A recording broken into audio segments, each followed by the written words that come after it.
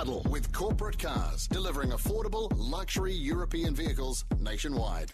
On the Huddle this evening, Monday evening, Josie Pagani is with us. Hello, Josie. Hello. And Cameron Slater from Whale Oil. Hello, Cam. Hey, Larry. Josie, issue number one, we'll go to number two, which is the one that you want to talk about in just a moment, which is David Cunliffe. But issue number one, America's Cup, Oracle are back in it, but Team New Zealand manages to etch out another win to take them to 7, 2 to go. It's close. What do you see in it, Josie?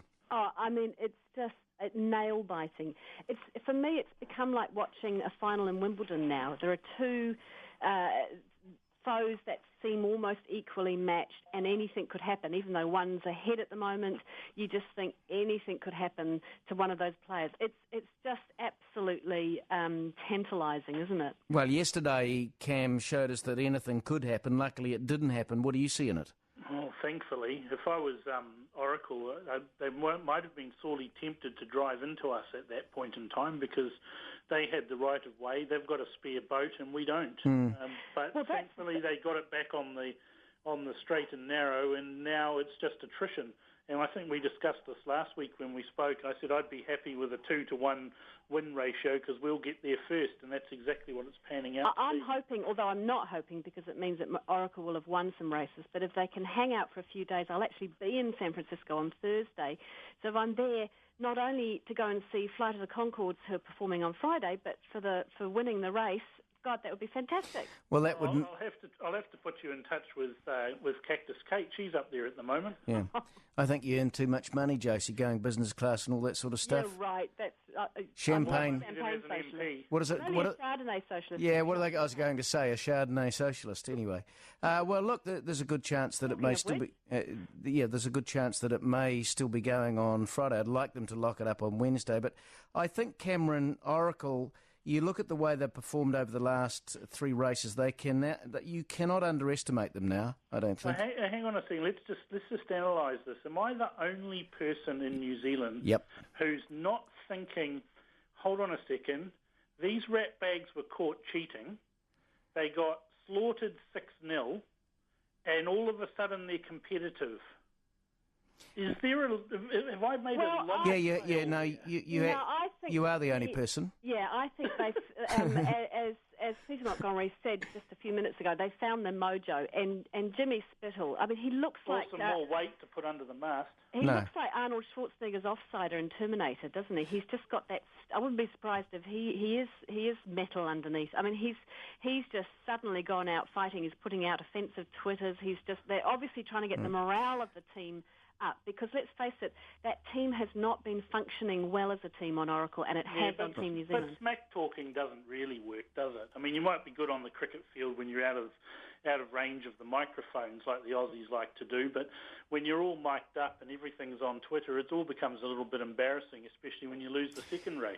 We'll come back in a moment. Cameron Slater and Josie Pagani on the Huddle. It's now 6.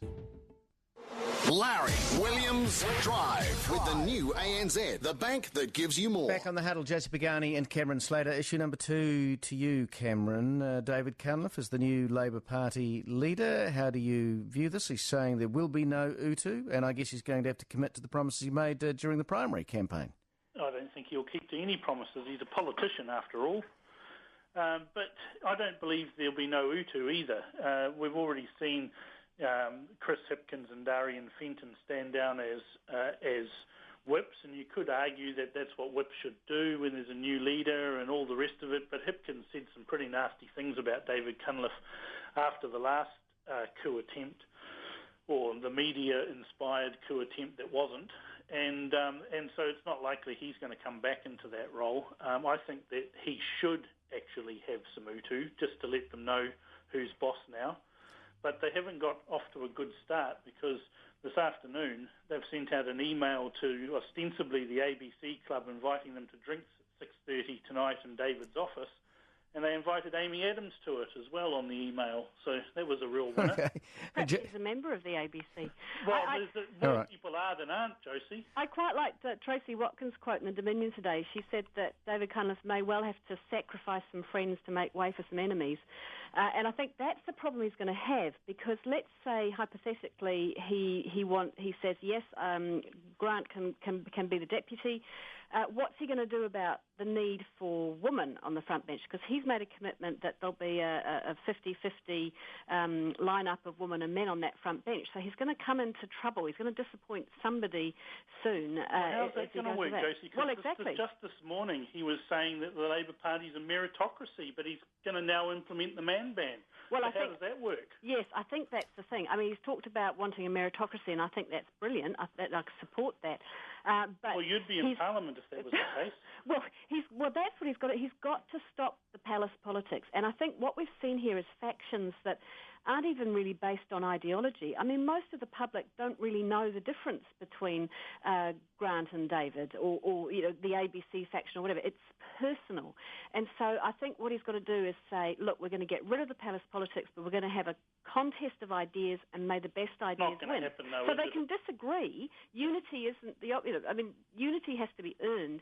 It's fine for them to disagree. It's when they're playing the factional palace politics that no one likes it. The best text I've heard or tweet or Facebook or anything was one sent to Leighton this morning where it said David Cunliffe's biggest fan has now been elected leader of the Labour Party. I think there's a few mixed metaphors going around too, aren't there? I mean, we're putting on our war paint and we're all getting on the same train, which conjures up an image of standing on the Kapiti commuter train dressed as Braveheart. Which is all well and good, but you've got to hope the train's on the right track, and I suspect it's not. Well, look, it's a convincing win. I know that he didn't get the majority of caucus, but you have to say he got a convincing win, resounding win, really, in the party and public polls. And even when you look at that caucus, I mean, the second preferences from Shane Jones went to David Cunliffe, so he's actually got 16 out of those 34 MPs. Oh, that's the talk. What we're looking at here is what the Beltway has already nicknamed him as Rudliff.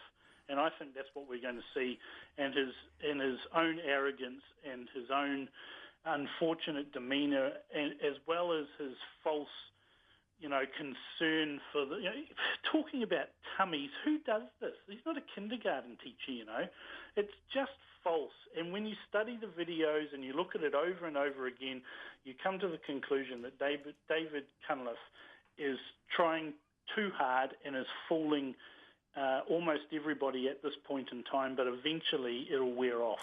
Thank you for coming on the program again. Cameron Slater and Josie Pagani on the Huddle. Murray Deaker to follow. It's now 9 to 6.